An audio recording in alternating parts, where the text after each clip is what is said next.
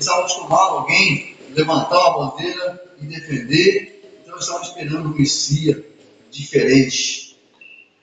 Um Messias que viesse resolver o problema na terra.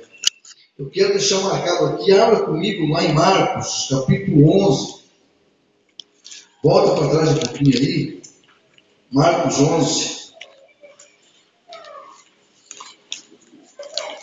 Um pouquinho para trás.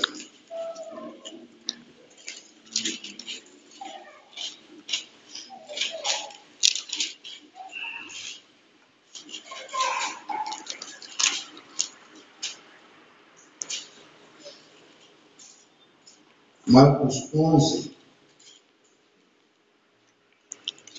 Vou deixar aí.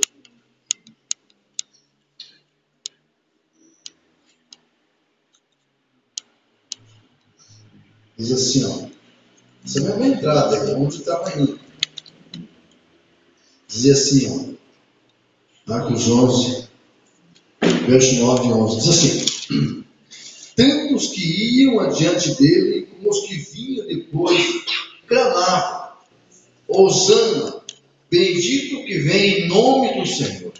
Bendito o reino que vem, o reino de Davi, nosso Pai. Hosana nas maiores alturas.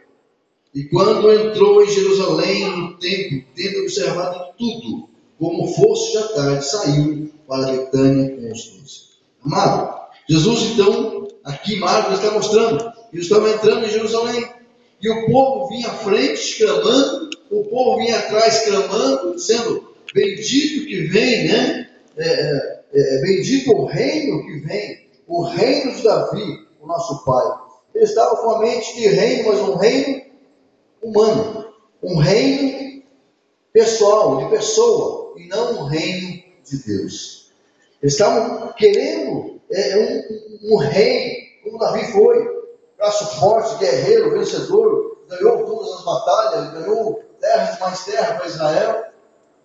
Eles estavam com essa mentalidade, com essa visão. Então eles estavam clamando, tanto que iam na frente, como aqueles que vinham atrás, e clamando.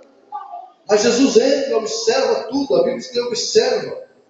Só que nessa entrada aqui, lá em Lucas, eles pediram, na entrada ele já chora, porque ele olha para aquela cidade e eles estavam esperando um rei carnal, um rei